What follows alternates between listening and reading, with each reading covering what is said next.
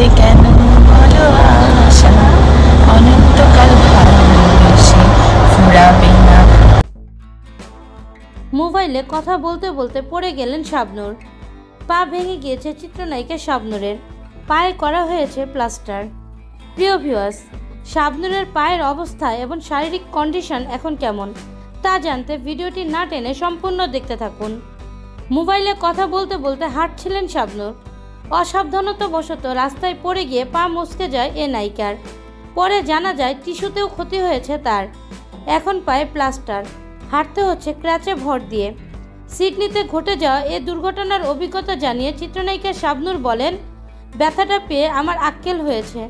জীবনে কোনোদিন কোথাও হাঁটতে চলতে গিয়ে মোবাইল দেখব না। অস্ট্রেলিয়ার সিডনির ল্যাকেম্বার একটি রাস্তায় এই দুর্ঘটনা ঘটে।